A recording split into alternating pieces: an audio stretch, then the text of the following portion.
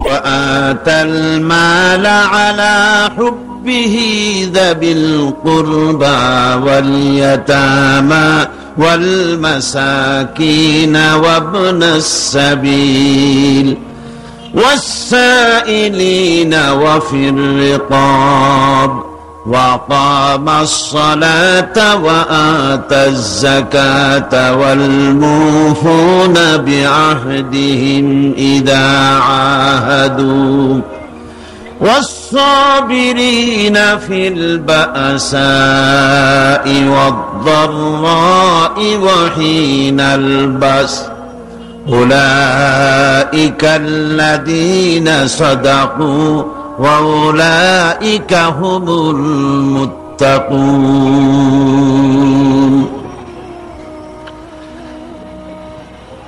আল্লাহ পাকের প্রেমে উদ্বুদ্ধ হয়ে যারা নিজের প্রাণ প্রিয় সম্পদকে, ধনকে, সম্পদকে যারা এতিম, মিসকিন,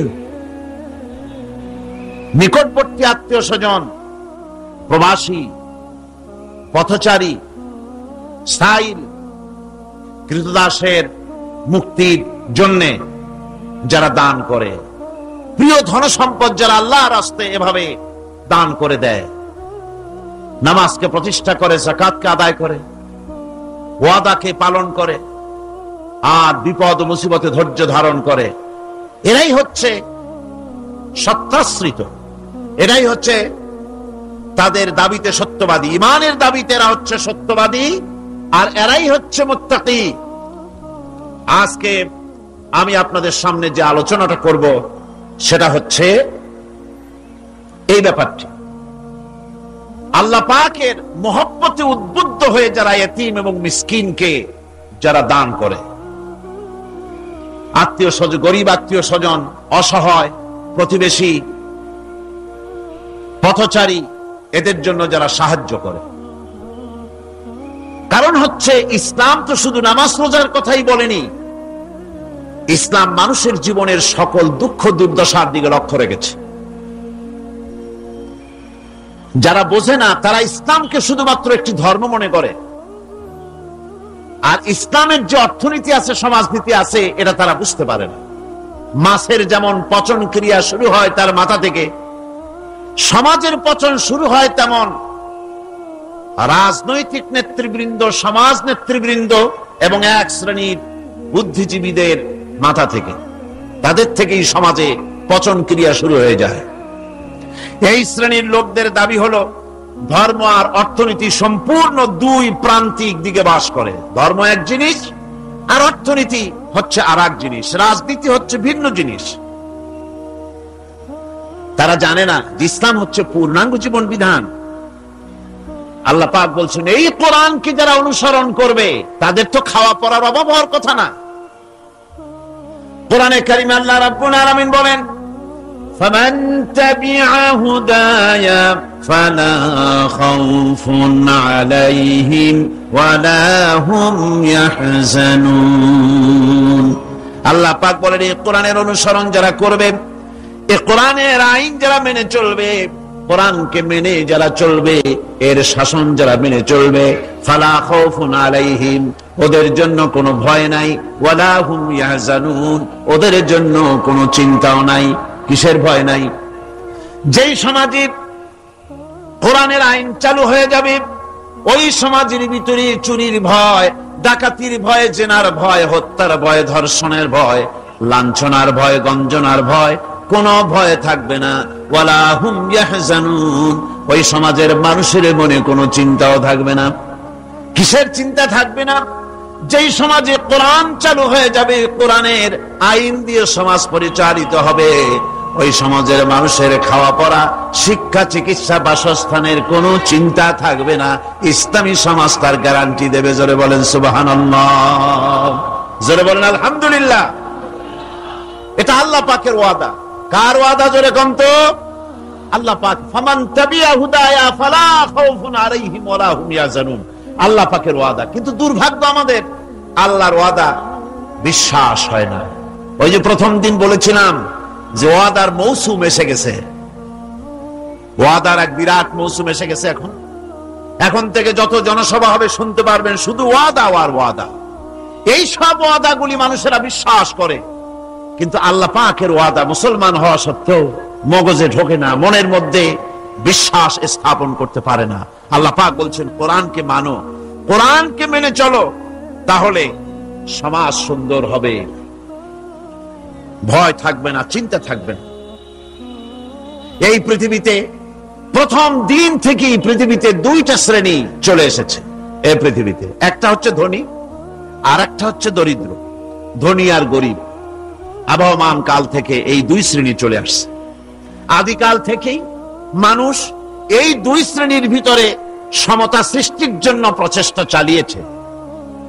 দার্শনিকরা চালিয়েছে, বিজ্ঞানীরা চালিয়েছে, এবং এক একজন এক এক ধরনের মতবাদ দিয়ে এই দুই প্রান্তিক অবস্থা থেকে একই সমান্তরালে আনার জন্য চেষ্টার কম করেনি।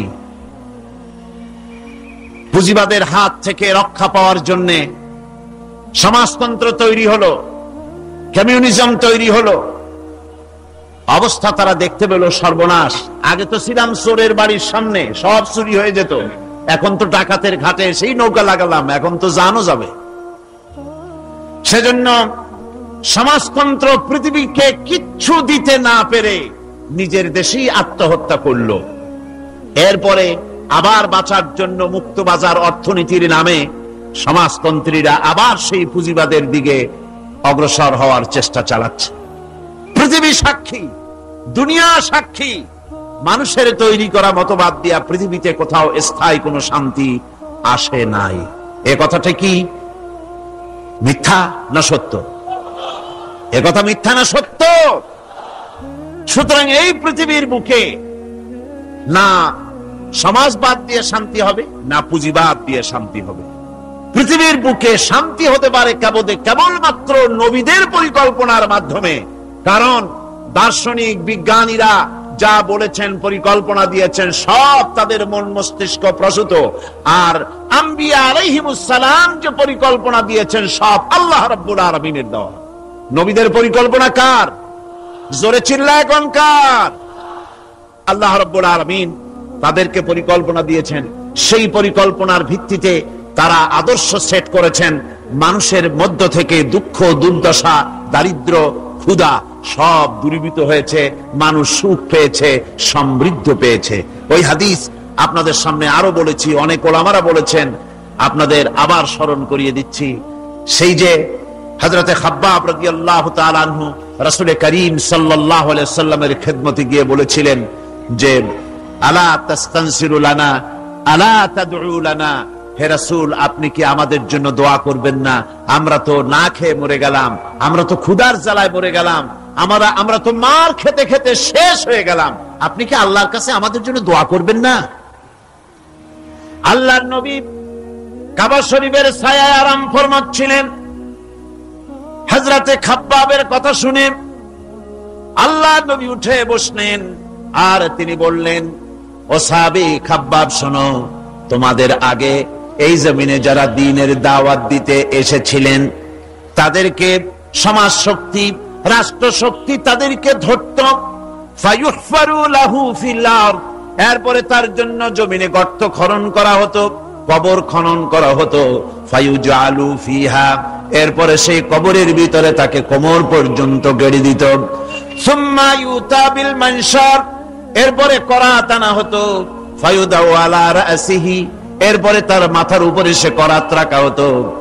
ফায়ুজালু নিসফাইন, এরপরে করাত চালায়া জীবিত মানুষটাকে চিরে দ্বিখণ্ডিত করে ফেলে দিত। মা ইয়াসুদ্দুহু যালিকা আন দীনি, এত কষ্ট দেওয়ার পরেও, এত নির্যাতন দেওয়ার পরেও সেই যুগে দ্বীনের একজন দায়ীকেও তারা এক চুলো দ্বীন থেকে সরাই দিতে পারে নাই। ও খাব্বাব শোনো, ওয়াল্লাহি লা ইউতাম্মান্নাল্লাহু হাযাল আমরা হাত্তা ইয়াসিরার রাকিবু মিন সানা ইলা হাদারামাউত। ও খাব্বাব শোনো, আমি আল্লাহর নামে কসম করছি, আমি আল্লাহর নামে শপথ করছি, ইয়েমেনের রাজধানী সানা থেকে শুরু করে এই হাজারামাউত পর্যন্ত লোকেরা যাতায়াত করবে, নারী চলবে, সওদাগররা চলবে, টাকা নিয়ে চলবে, যৌবন নিয়ে চলবে, মানুষেরা চলাফেরা করবে, দিনেও যাবে রাতেও যাবে। লা ইয়াখাফু ইল্লাল্লাহ, ওই মানুষগুলির মনের মধ্যে আল্লাহ রাব্বুল আলামিনের ভয় ছাড়া কোনো ভয় থাকবে না। জোরে কোন সুবহানাল্লাহ। ওয়ালাকিন্নাকুম তাস্তাজিলুন, বরং তোমরা বড্ড তাড়াহুড়ো করছো। অপেক্ষা করো, তাড়াহুড়ো করো না, অপেক্ষা করো। এরকম সমাজ আসবে, চুরি, ডাকাতি, জেনা, ব্যভিচার, হত্যা, ধর্ষণ, ক্ষুধা, দারিদ্র কিচ্ছু থাকবে না। একটি সুন্দর সোনার সমাজ তৈরি হয়ে যাবে। রাসূল করিম সাল্লাল্লাহু আলাইহি ওয়াসাল্লাম মুসলমান মানুষ যখন ইসলাম কবুল করতে লাগলো, তাদেরকে ইসলাম গ্রহণের আহ্বান জানিয়ে তাদেরকে যে কথাটা তিনি বলতেন সেটা ছিল, ইয়া আইয়ুহান নাস কুলু লা ইলাহা ইল্লাল্লাহ তুফলিহু। এটা হলো রাসূলের কথা। আল্লাহর নবী বলতেন, মানব সকল কল্যাণ যদি পেতে চাও, মুক্তি যদি পেতে চাও, বাঁচতে যদি চাও, যদি শোষণ বঞ্চনা থেকে যদি মুক্তি পেতে চাও, তাহলে পড়ো লা ইলাহা ইল্লাল্লাহ।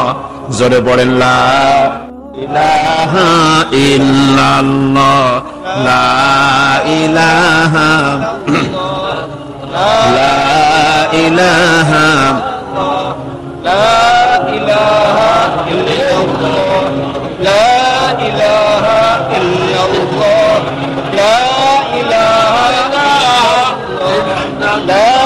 লা ইলাহা ইল্লাল্লাহ মুহাম্মাদুর রাসূলুল্লাহ। এই কালেমা পড়ো, এই কালেমা ঘোষণা দাও, এটার অনুসরণ করো, নাজাত পাবে। মানুষের জীবনে প্রকৃত কল্যাণ লাভের পথে দুটি অন্তরায়, দুটি বাধা। তার একটি বাধা হচ্ছে তার ভীতি, ভয়, শক্তিশালীদের ভয়, অত্যাচারীদের ভয়। আর একটা হচ্ছে ক্ষুধা। প্রকৃত কল্যাণ লাভের পথে মানুষের অভাব অনটনের ভয়, ক্ষুধা দারিদ্রের ভয় এবং অত্যাচারের ভয়, এই দুইটি ভয় মানুষের মধ্যে সেই প্রথম দিন থেকেই চলে এসেছে। ইসলাম প্রচারের প্রথম অধ্যায় আল্লাহ রাব্বুল আলামিনের বন্দিগির দাওয়াত দিয়ে নবী করিম সাল্লাল্লাহু আলাইহি সাল্লাম বলেছেন, এই ক্ষুধা আর ভয়, এই দুটি জিনিসকে দূর করে দেওয়ার মতো পরিকল্পনা আল্লাহ পাক দিয়েছেন। আজও পৃথিবীতে আমাদের সমাজে এই দুইটা জিনিসেরই ভয়। কয়টা জিনিসের ভয়? একটা হচ্ছে ক্ষুধা, আর একটা হচ্ছে ভীতি। মানুষ সমাজে, বাজারে, স্কুলে, বিশ্ববিদ্যালয়, শিক্ষাঙ্গনে কোন জায়গায় আরামে বসবাস করতে পারছে না। মাহফিল এসছেন, নিশ্চিন্ত মনে ভিড়ে যেতে পারবেন। আপনার ছেলে বিশ্ববিদ্যালয়ে পড়াশোনা করছে, জীবন নিয়ে বাড়ি ফিরতে পারবে। আপনার মেয়ে কলেজে গিয়েছে, তার ইজ্জত নিয়ে, সম্ভ্রম নিয়ে ফিরে আসতে পারবে, এ গ্যারান্টি আজ আর কেউ দিতে পারে না। সত্য কিনা বলেন? নবীজির কাছে আল্লাহ রাব্বুল আলামিন কোরআনে কারীমের আয়াত নাজিল করলেন, নবীজিকে শোনায় দিলেন। এই দুটো জিনিসের গ্যারান্টি ইসলাম দিচ্ছে, আল্লাহ পাক দিচ্ছেন। তাহলে এই ফালইয়াবুদু রাব্ব হাযাল বাইত। ক্ষুধার সময় যদি খেতে চাও, ক্ষুধার সময় যদি পেট পুড়ে খেতে চাও, আর বিপদের সময় যদি নিরাপত্তা চাও, আরামে যদি ঘুমাতে চাও, তাহলে কি করো? ফালইয়াবুদু রাব্ব হাযাল বাইত। এই ঘরের মালিকের ইবাদত করো। কোন ঘর? আল্লাহর ঘর। এই ঘরের মালিক কে? আল্লাহ সুবহানাহু ওয়া তাআলা। এই ঘরের মালিকের ইবাদত করলে কি হবে? আল্লাহ রাব্বুল আলামিন বলেন, আল্লাযী আত'আমাহুম মিন জু'ইন ওয়া আমানাহুম মিন খাউফ। এই ঘরের মালিকের ইবাদত করলে পরে তিনি ক্ষুধার সময় খেতে দিবেন, আর ভীতির সময় তোমাদেরকে নিরাপত্তা দান করবেন। যদি পেট ভরে খেতে চাও, আল্লাহর ইবাদত করো, গোলামি করো। আর যদি তোমরা বিপদের সময় নিরাপত্তা লাভ করতে চাও, তাহলে তোমাদেরকে সেই আল্লাহ পাকের ইবাদত করতে হবে।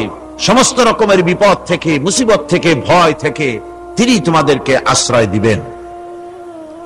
সুতরাং আল্লাহর প্রতি ঈমান আনতে হলে শুধু সেজদা দেওয়াই যথেষ্ট নয়। এখানে আল্লাহ পাক বলছেন কোরআনে কারীমের ভেতরে, তিনি যে পরিকল্পনা দিয়েছেন তা হচ্ছে এই, শুধু সেজদা দিলেই কাজ হবে না, শুধু পূর্ব পশ্চিমে কতবার মাথা ঘুরলে এটাই যথেষ্ট নয়, বরং সমাজের এতিম, মিসকিন, বিধবা, অনাথ, অনাথিনী, ঋণগ্রস্ত যে সমস্ত মানুষ আছে তাদের সাহায্য করতে হবে, তাদের সাহায্যে এগিয়ে আসতে হবে।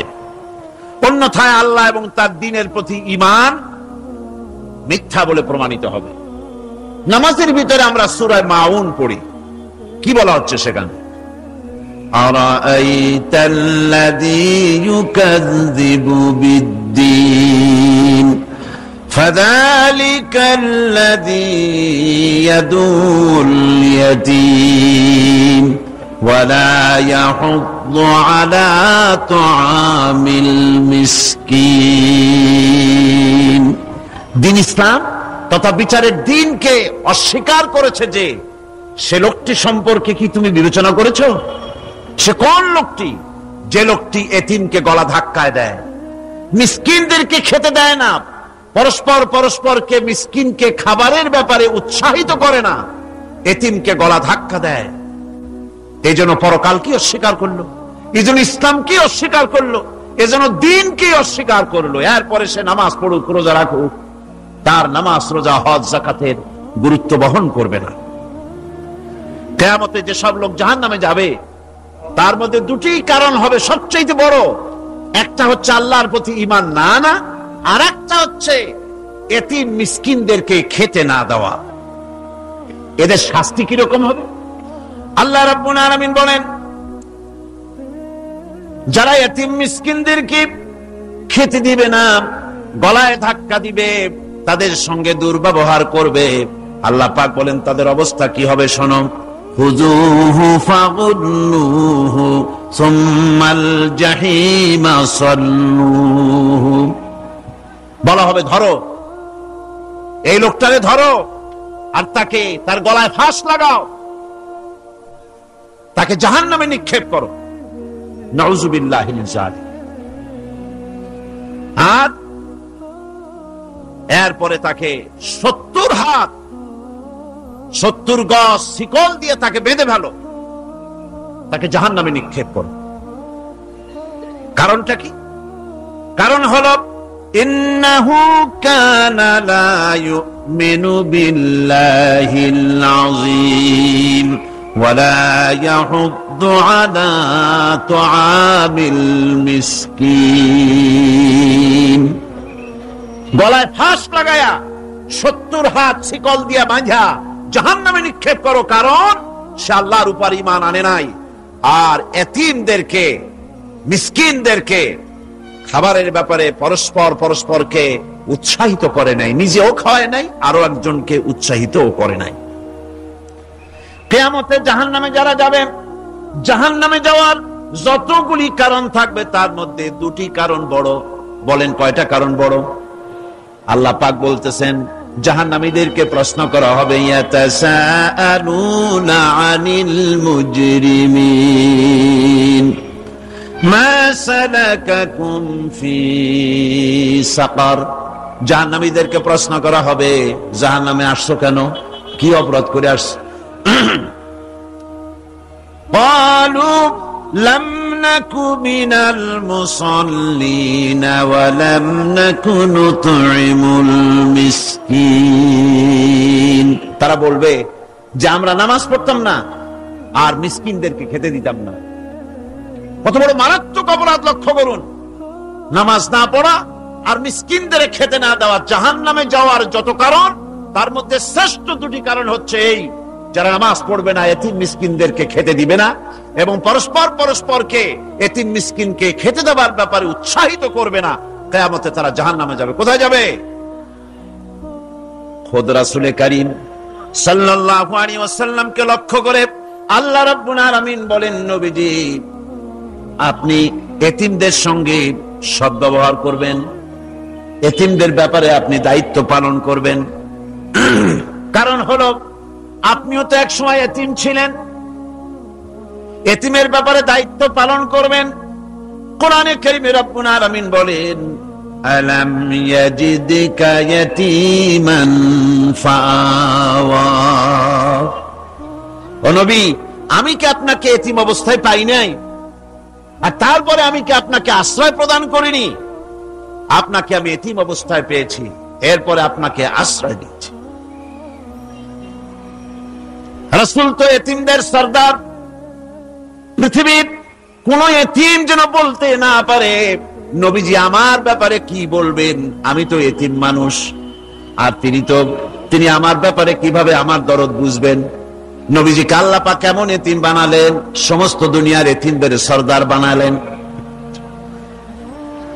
মায়ের পেটে যখন তিনি ছিলেন, 6 মাসের সময় মায়ের পেটে থাকাকালীন বাপের এতিম হয়ে গেলেন। যখন প্রসব বেদনা শুরু হয়েছে মায়ের, দুনিয়ায় যখন তিনি আসবেন, হযরতে আমেনা ঘরের ভিতরে বসে তার অবস্থাটা কি? এই সন্তান পৃথিবীতে আসতে পরে যিনি সবচাইতে বেশি খুশি হবেন, তিনি তো আজ দুনিয়ায় নাই। মনের ভিতরে কত কষ্ট। আল্লাহ রাব্বুল আলামিন তার হাবিবকে দুনিয়া আনলেন। রাসূলের দাদা ঘরের সামনে, তাঁবুর সামনে দাঁড়ায়া তায়েফ থেকে আগত সাদিয়া গোত্রের লোকদেরকে বলতেছেন, এই ঘরের ভিতরে একটা এতিম বাচ্চা আছে, বেশি টাকা করি দেওয়া যাবে না, যদি দয়া হয়ে নিয়ে যাও। গরিব মানুষ, এতিম মানুষ দেখে শুনে কেউ আর নিতে চায় না। সবশেষে এলেন ভাগ্যবতী মেয়ে, ভাগ্যবতী মহিলা হযরতে হালিমাতুস সাদিয়া। তিনি এসেছেন, কোন ছেলে পেলে পায় নাই, সকলের শেষে তিনি এসেছেন। আব্দুল মুত্তালিব বলছেন, এই ঘরের মধ্যে একটা এতিম বাচ্চা আছে, দয়া হলে নিয়ে যেতে পারো। তিনি স্বামীর সঙ্গে পরামর্শ করলেন, এরপরে বললেন, যদি দেখতে অন্তত ভালো হয়, মন যদি ভালো লাগে নিয়ে যাব, একেবারে খালি হাতে ফিরে যাওয়ার চাইতে তো ভালো। হযরতে হালিমা বলেন, আমি ঘরের মধ্যে প্রবেশ করলাম, মা আমেনার কোল থেকে শিশু মুহাম্মদ সাল্লাল্লাহু আলাইহি ওয়াসাল্লামকে যখন আমি কোলে নিলাম, আমি হুজুরের চেহারার দিকে নজর করে দেখলাম, আমার কাছে মনে হলো যেন পূর্ণিমার চাঁদটা আমার কোলে ধরা দিয়েছে। রাসূল কি শিশু মুহাম্মদ সাল্লাল্লাহু আলাইহি ওয়াসাল্লাম কি যখন নিয়ে বাড়ির দিকে রওনা হলাম, যে গাধা আমার সকলের পেছনে এসেছে, সেই গাধা এখন সকলের আগে ছুটে চলে যায়। এরপরে বাড়ি যখন নিয়ে গেলাম, কুয়ায় পানি বাড়লো, গাছে ফসল বাড়লো, খেজুর গাছে খেজুর বাড়তে লাগলো, জমিনে ফলন বেড়ে গেল। রাসূলের দুধ বোন সাইমা রাসূলকে নিয়ে মুহাম্মদ সাল্লাল্লাহু আলাইহি ওয়াসাল্লাম তাকে দোলনা নিয়ে দোল দিতেছে। কি আশ্চর্য অবস্থা! সাইমা তাকে দোল দিচ্ছে আর বলতেছে, বেঁচে থাকুক মুহাম্মদ সাল্লাল্লাহু আলাইহি ওয়াসাল্লাম, সে দীর্ঘজীবী হোক। কবি লিখতেছেন, কি আশ্চর্য কথা! বেদুইন বালিকা কারে নিয়ে দোল দেয় সে কি তা জানে? বিশ্বনবী মুহাম্মদ রাসূলুল্লাহ সাল্লাল্লাহু আলাইহি ওয়াসাল্লাম এভাবে এতিম অবস্থায় জীবন তার শুরু হলো। যখন তিনি ফিরে এলেন 6 বছর বয়সের সময়, যখন মায়ের কাছে তিনি ফিরে এসেছেন, প্রতিদিন তিনি খেলা দেখতে যান ময়দানে। ইতিহাসের মধ্যে লেখা হয়েছে, মা প্রতিদিন সন্ধ্যার সময় তাকে ফিরে পান। আজকে সন্ধ্যা হয়ে গেছে, শিশু মুহাম্মদ সাল্লাল্লাহু আলাইহি ওয়াসাল্লাম বাড়ি ফেরেন না। কারণ কি, কেন বাড়ি ফেরে না? সন্ধ্যার দিকে তিনি চলে গিয়েছেন পাহাড়িয়া ময়দানে, যে দেখেন ধুধু করতেছে, চতুর্দিকে সন্ধ্যা হয়ে গেছে, অন্ধকার হয়ে গেছে, কোন ছেলে পেলে নাই, কেউ নাই। পাহাড়ের পাদদেশে বসে শিশু মুহাম্মদ সাল্লাল্লাহু আলাইহি ওয়াসাল্লাম কাঁদতেছেন। মা প্রশ্ন করলেন, বাবারে, সন্ধ্যা উত্তীর্ণ হয়ে গেল, কেন একা একা বসে বসে কাঁদো? তিনি বলছেন, মাজি, আজ কদিন খেলা দেখতে আসলাম ময়দানে, প্রতিদিন দেখি যখন সন্ধ্যা হয়ে যায় মুরব্বী শ্রেণীর কিছু লোক আসে, ছেলেকে নাম ধরে ডাক দেয়, ছেলেরা দৌড়ে তার বাবার কাছে চলে যায়, আর বাবা ছেলেকে কোলে নিয়ে মুখে চুমা দিয়ে বাড়ির দিকে নিয়ে যায়। আমি আজ কদিন পর্যন্ত এই ময়দানে এলাম, কোনদিন সন্ধ্যা বেলায় তো কেউ এসে আমাকে মুহাম্মদ বলে একটা ডাক দিল না। আমার আব্বা কি নাই? আল্লাহ রাব্বুল আলামিন বলেন, আলাম ইয়াজিদকা ইয়াতীমান ফাআওয়া।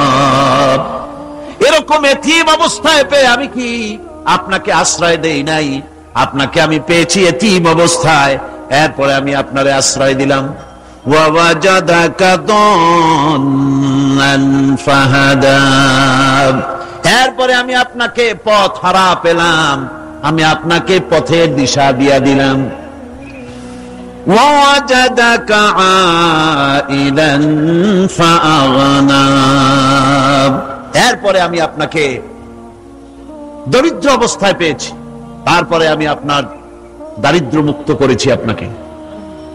সুতরাং ফাআম্মাল ইয়াতীমা ফালা তাকহার ওয়া আম্মাস সাইলা ফালা তানহার ওয়া আম্মা বিনি'মাতি রাব্বিকা ফাহাদ্দিস। সুতরাং নবী, এতিমের প্রতি নির্মম ব্যবহার করো না, এতিমের প্রতি ভালো ব্যবহার করো, নির্মমতা দেখাইও না। আর ভিক্ষুককে ধমক দিও না, রূঢ়তা দেখিও না, আর আল্লাহর নিয়ামতের প্রশংসা করো।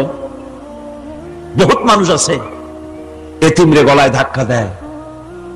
মানুষ যখন ভিক্ষা নিতে আসে, গরিব মানুষ ভিক্ষা চাইতে আসছে, ওই মেয়ে আত্মাহিত জানো, দোয়া কুনুত জানো, বাড়ি যেয়ে কাজ করবা, এই সব আজে বাজে কথা বলে ভিক্ষা দেয় না।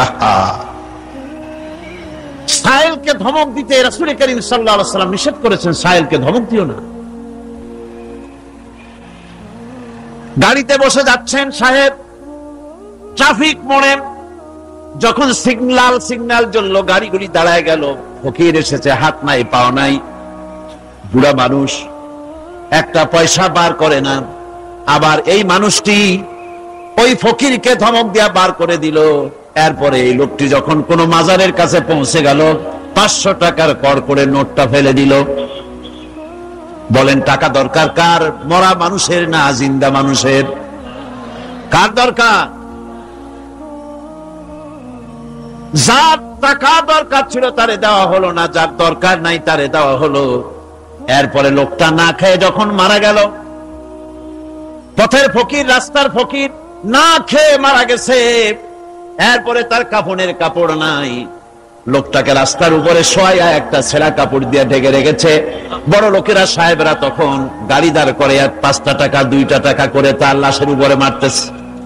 এটা মানবতার এর চাইতে লাঞ্ছনা, মানবতার জন্য এর চাইতে গঞ্জনা আর কিছুই হতে পারে না। মানবতার প্রতি লাঞ্ছনা এর থেকে আর দুর্গতি কি হতে পারে? বেঁচে থাকার সময় 1টা টাকা আপনি দিলেন না, মরে যাওয়ার পর বিদায় হয়েছে বালাই, এখন দেওয়া শুরু করেছে। আমার বন্ধুগণ, এই জন্য এতিমের প্রতি দরদ করার জন্য আল্লাহ পাক কোরআনের ভিতরে পরিষ্কার বলেছেন। রাসূল করিম সাল্লাল্লাহু আলাইহি ওয়াসাল্লাম নিজে এতিম ছিলেন, আর এতিমের প্রতি তার এত দরদ ছিল, একবার তিনি ঈদের দিকে নামাজ পড়ার জন্য যাচ্ছেন, প্রতিমধ্যে দেখেন একটা বাচ্চা ছেলে কাঁদতেছে। এই রাস্তায় কত মানুষ গেল, কেউ দাঁড়ালো না থমকে, বাচ্চার ক্রন্দন কাউকে থামাইতে পারলো না। কিন্তু বিশ্ব নবী, দয়ার নবী রাহমাতুল লিল আলামিন বাচ্চার কান্না দেখে পাও বাড়াতে পারলেন না। নবীজি দাঁড়ায় গেলেন, জিজ্ঞেস করেন, ও বাচ্চা, ঈদের দিনে কাঁদো কেন? ঈদের দিনে তো কাঁদতে নাই। বাচ্চা বলে, তোমার কাছে বলবো না, আমি সেই সকালবেলা থেকে বসে আছি, আমি যদি মক্কার আব্দুল্লাহর পুত্র মুহাম্মদ রাসূলুল্লাহ সাল্লাল্লাহু আলাইহি সাল্লামকে পাই, মনের দুঃখ তার কাছে বলবো। বিশ্ব নবী জমিনের উপরে বসে পড়লেন, বাচ্চারে কোলের উপরে উঠায় বলেন, বাচ্চা বলো কি তোমার দুঃখ? তুমি যার জন্য বসেছো আমি তো সেই এতিম নবী, কি বলতে চাও? বাচ্চা বলতেছেন, ইয়া রাসূলুল্লাহ, আমার বাবা মারা গেছে সেই ছোট্টবেলায়, একেবারেই তখন মায়ের পেট থেকে আমি আসার পর বাপ মরে গেল, আমার মা আর একজনের সঙ্গে বিয়ে বসেছে, সেই পুরুষটি আমারে দেখতে পারে না, আমার মা যদি আমারে কোলে করে সে সহ্য করতে পারে না, আমারে চুমা খাইলে সহ্য করতে পারে না, আমারে খাবার দিলে মা মার খায়। আজ ঈদের দিনে রাতে আমার মা আমাকে বলল, বাবারে তোমার কপাল খারাপ, তোমার বাবা মারা গেছে, তোমাকে সাহায্য করার কেউ নাই, আমি তোমার যত্ন করতে পারলাম না, কোলে নিয়ে চুমাও দিতে পারি না, আমার এমনই কপাল খারাপ। সুতরাং এতিমের দরদ এতিম ছাড়ার কেউ বুঝবে না, তুমি আজ চলে যাও, ওই রাস্তায়, ঈদের রাস্তায় দাঁড়ায় থাকো, মাঠের রাস্তার পাশে, বিশ্ব নবীর কাছে তোমার দুঃখ বলো, এতিমের দুঃখ তিনি বুঝবেন। আমি মায়ের কথা মতো এই জায়গায় এতক্ষণ বসে আছি, হুজুর আপনি দয়া করে আমার কথা তো আপনার কাছে বললাম, আমার মনের এই দুঃখ। নবীজি বাচ্চার কথা শুনতেছিলেন, চোখ দিয়া পানি পড়তেছিল, বাচ্চাকে বুকের সঙ্গে জড়িয়ে ধরে নবীজি বলেন, ও এতিম, মুহাম্মদ সাল্লাল্লাহু আলাইহি ওয়াসাল্লাম যদি তোমার পিতা হন আর হযরতে আয়েশা যদি তোমার মা হয়ে যায়, বলো তোমার মনের দুঃখ মেটে নাকি? ছেলে ডুকরে কেঁদে উঠলো আর বলল, ইয়া রাসূলুল্লাহ, আপনি যদি আমার পিতা হন আর আয়েশা যদি আমার মা হয়ে যায়, এর থেকে বড় সৌভাগ্যের আমার তো আর কিছুই নাই। নবীজি এতিমকে বাড়ি নিয়ে গিয়ে হযরতে আয়েশার হাতে তুলে দিয়ে বললেন, আয়েশা রে, পবিত্র ঈদের দিনে আল্লাহ রাব্বুল আলামিন তোমার জন্য একটা উপহার পাঠিয়েছেন, এটা যত্ন করো। এতিমের প্রতি দরদ রাখার জন্য আল্লাহ রাব্বুল আলামিন বলেছেন, এতিম, মিসকিন, বিধবা, অসহায় লোক, তাদের প্রতি যাতে করে মুসলিম সমাজ লক্ষ্য রাখে, সেজন্য আল্লাহ পাক নির্দেশ করেছেন। বুখারী এবং মুসলিম শরীফের হাদিসে এসেছে, আস-সাই আলাল আরমালাত ওয়াল মিসকিন কাস-সাই ফি সাবিলিল্লাহ। বিধবাদের জন্য, মিসকিনের জন্য কেউ যদি কোনো উদ্যোগ গ্রহণ করে, কেউ কোনো সাহায্য দেয়, জিহাদের ময়দানে জিহাদ করে আল্লাহর রাস্তায় যে সওয়াব পাওয়া যায়, যে মর্যাদা পাওয়া যায় আল্লাহর কাছে, এতিম, মিসকিন, বিধবাকে সাহায্য করলে সেই সওয়াব আল্লাহ রাব্বুল আলামিন আমলনামায় দিয়ে দেন। ইসলাম যেহেতু মজলুম মানবতার জন্য পৃথিবীতে এসেছে, যারা বলে ইসলাম পুঁজিবাদের আশ্রয়স্থল, তাদের মতো বেকুব আর নাই। এই কথা তারা বলে উদ্দেশ্যমূলক ভাবে, রাজনৈতিক উদ্দেশ্যমূলক ভাবে সব কথা বলে। ইসলাম যদি পুঁজিবাদের আশ্রয়স্থল হবে, তাহলে তো ইসলাম সর্বপ্রথম কবুল করতো ধনীরা, কথা ঠিক কিনা কন? কিন্তু ইসলাম কবুল করলো সর্বপ্রথম কারা? সর্বপ্রথম ইসলাম কবুল করেছে নিগৃহীত, নির্যাতিত গরিব মানুষগুলি, হযরত বেলালের মতো মানুষ, আম্মারের মতো মানুষ। এই সব গরিব মানুষগুলি, নারী, গরিব, অসহায়, নির্যাতিত, তারা ইসলাম কবুল করেছেন সর্বপ্রথম। সুতরাং ইসলাম পুঁজিবাদের আশ্রয়স্থল নয়, ইসলাম হচ্ছে দুনিয়ার সমস্ত মজলুম মানবতার আশ্রয়স্থল। যেরকম আলহামদুলিল্লাহ। আমার বন্ধুগণ, ইসলামী বিপ্লবীর দাওয়াতের পর্যায়ে মক্কি জিন্দেগিতে যখন সূরাগুলি রাসূলের আসতেছিল, সেই সময় আল্লাহ রাব্বুল আলামিন বলেছেন, ওয়াহাদাইনাহুন নাজদাইন, আমি কি উভয় স্পষ্ট পথ তাদেরকে দেখায় দেই নাই? উভয় স্পষ্ট পথ তাদেরকে দেখানো হয়েছে। ফালাকতাহামাল আকাবাতা ওয়া মা আদরাকা মাল আকাবা ফাক্কু রাকাবা। তুমি কি জানো, তারা, আসল কথা হলো তারা সেই দুর্গম বন্ধুর ঘাঁটিটি অতিক্রম করতে চায় না। তুমি কি জানো সেই বন্ধুর দুর্গম ঘাঁটিটি কি? তা হচ্ছে শৃঙ্খল বন্দি দশা থেকে মানুষদেরকে মুক্ত করে দেওয়া, আর আও ইতআমুন ফি ইয়াউমিন যী মাসগাবা ইয়াতীমান যা মাকরাবা আও মিসকিনান যা মাতরাবা। উপবাসের দিনে নিকটবর্তী এতিম দুঃখীকে খেতে দেওয়া, আর ধুলামলিন মিসকিন যারা আছে তাদেরকে খেতে দেওয়া, যাদের পেটে খাবার নাই ক্ষুধার দিনে খুঁজে খুঁজে তাদেরকে খাবার দেওয়া। এই সমস্ত কাজ যারা করবে আল্লাহ রাব্বুল আলামিন তাদের সম্পর্কে বলেছেন উলাইকা আসহাবুল মাইমানা। কিয়ামতের দিন এদের ডান হাতে আল্লাহ রাব্বুল আলামিন আমলনামা দান করবেন। জোরে বলেন সুবহানাল্লাহ।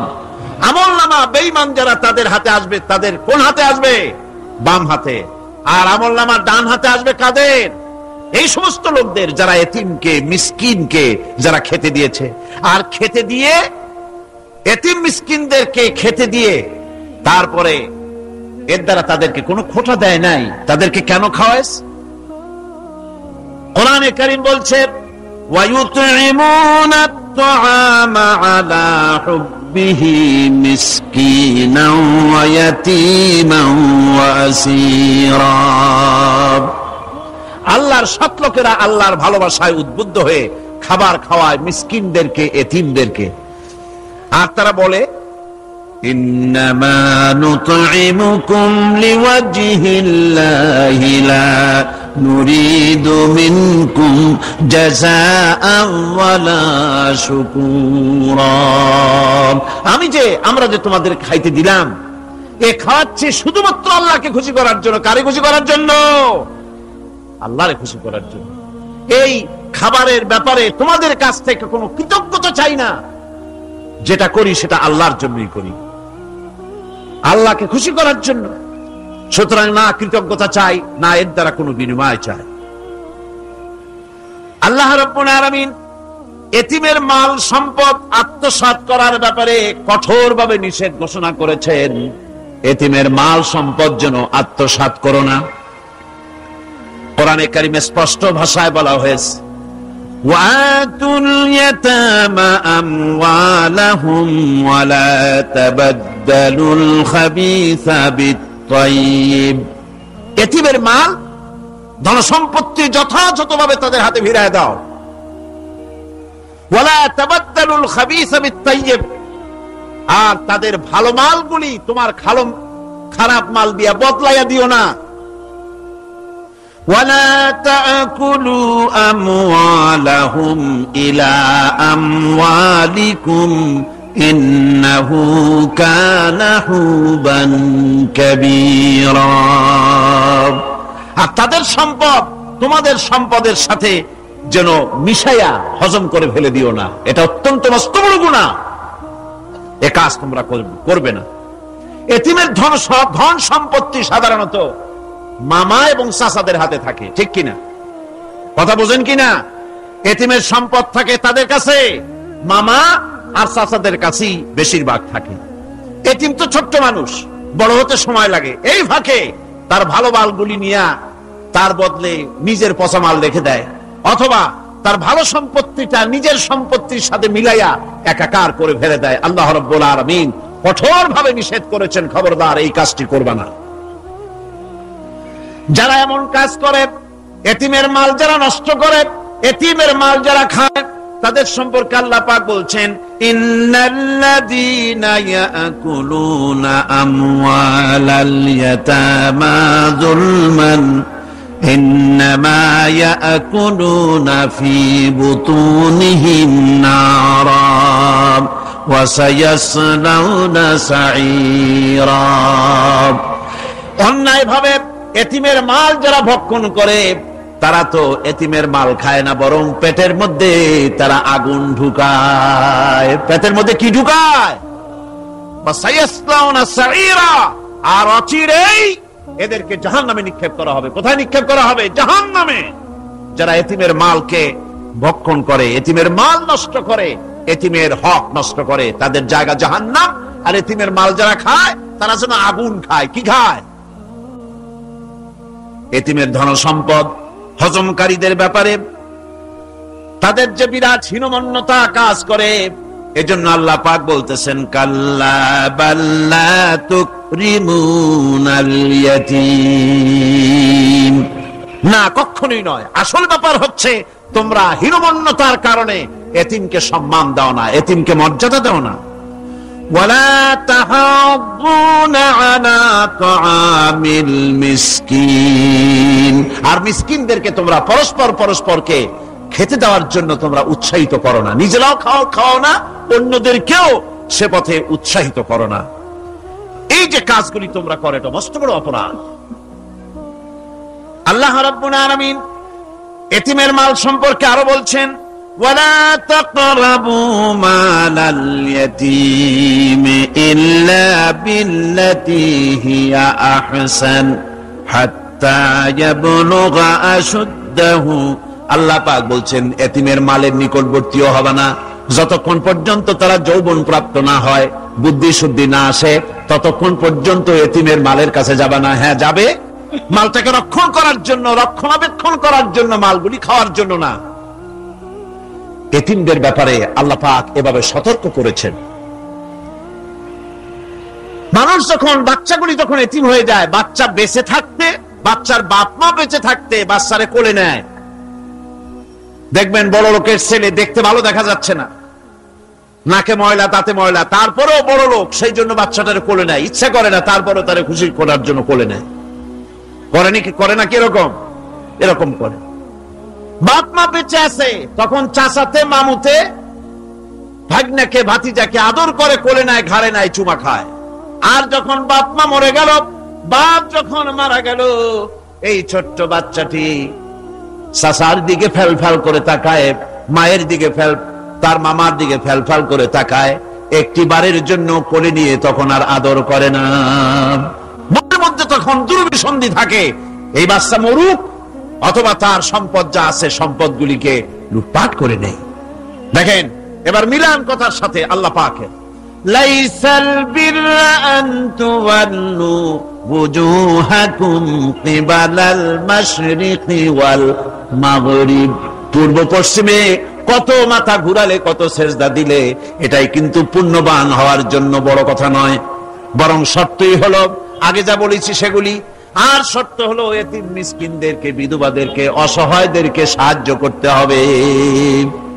এগুলি করলে তাহলে তুমি মুমিন বলে প্রমাণিত হবে, তুমি সব ব্যক্তি ভালো মানুষ, নেককার, পুণ্যবান বলে আল্লাহ পাকের দরবারে তুমি প্রমাণিত হবে। আমি এই বিষয়ের উপরে রাত প্রায় অনেক হয়ে গিয়েছে, 9:45 মতো, অনেক দূর থেকে আপনারা আসেন, কাজী আমি আলোচনা আজকে আর বাড়াবো না। মোনাজাতের জন্য বসেন, এক্ষুনি মোনাজাতের জন্য দাঁড়ানো ভাইরা সব বসে পড়েন। আল্লাহুম্মা আমিন। রব্বানা যালামনা আনফুসানা ওয়া ইন লাম তাগফির লানা ওয়া তারহামনা লানাকুনান্না মিনাল খাসিরিন।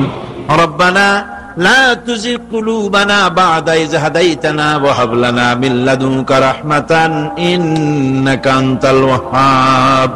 আয় আল্লাহ তাআলা, এই বিশাল জনসমুদ্র নিয়ে তোমার দরবারে হাত তুলেছি পবিত্র মেরাজের রজনীতে। আয় আল্লাহ, তুমি দয়া করে মেহেরবানি করে আমাদের আলোচনা, দুরুদ সালামের সওয়াব আমাদের বিশ্ব নবী, তোমার প্রিয় হাবিব জনাবে মুহাম্মদ রাসূলুল্লাহ সাল্লাল্লাহু আলাইহি ওয়াসাল্লামের রূহ মুবারকে পৌঁছায়া দাও। সমগ্র বিশ্বের মাটির নিচে যত মুমিন মুমিনাত শুয়ে আছেন তাদের আরো আর পরে সওয়াব পৌঁছায় দাও। আমাদের মা বাপ যাদের দুনিয়া থেকে বিদায় হয়ে গেল, আল্লাহ কবরগুলিকে জান্নাতের টুকরায় পরিণত করে দাও। রব্বিরহামহুমা কামা রব্বায়ানি সগীরা। পড়েন সবাই, রব্বিরহামহুমা কামা রব্বায়ানি সগীরা। আয় আল্লাহ তাআলা, বহু মানুষ দোয়া চেয়েছি, কতজনের কত কষ্ট, কেউ হসপিটালে আছে, কারো অপারেশন হবে, কেউ বা মরে গেছে, কেউ বা মামলা মোকদ্দমায় আছে, কেউ বা পারিবারিক অশান্তিতে আছে। আল্লাহ, যিনি যেই নিয়তে দোয়া চেয়েছে মেহেরবানি করে সেই নেক নিয়ত তোমার দরবারে কবুল করে নাও। বিপদগ্রস্ত লোকগুলির বিপদ থেকে বাঁচাইয়া দাও। আয় আল্লাহ রাব্বুল আলামিন, এই মাহফিলে লক্ষ লক্ষ জনতা সমুদ্রের ঢেউর মতো চতুর্দিক থেকে আসতে থাকে। তুমি আর তোমার কোরআন আর তোমার রাসূল ছাড়া কোনো স্বার্থ কারো মনে নাই। কাউরে রিকশা ভাড়া দেওয়া হয় না, ট্রাক ভাড়া, বাস ভাড়া কাউকে দেওয়া হয় না। এক লোকমা খানাও এখানে পায় না, তাবাররুক বা সিন্নি বিতরণও হয় না। আয় আল্লাহ, নিঃস্বার্থ ভাবে এই লোকগুলি যাতায়াত করে। আল্লাহ, তোমার কোরআনের বরকতে সকলকে তুমি গুনাহ মুক্ত করে দাও। আয় আল্লাহ তাআলা, যাতায়াতটা আসান করে দিও, যাতায়াতের পথে কারো যেন কোনো বিপদ না হয়ে যায়। আয় আল্লাহ তাআলা, বাড়ি ঘর ফালায় আসে, বাড়ি ঘর তোমার ফেরেশতা দিয়ে তুমি হেফাজত করো।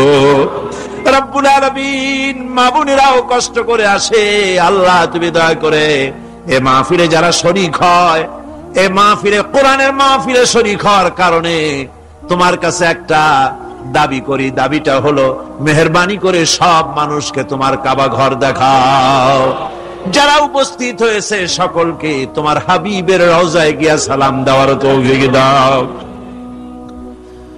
ربنا تقبل منا إنك أنت السميع العليم وتب علينا إنك أنت التواب الرحيم سبحان ربك رب العزة عما يصفون سلام على المرسلين الحمد لله رب العالمين واجعل آخر كلمتنا عند الموت لا إله إلا الله মুহাম্মাদুর রাসূলুল্লাহ।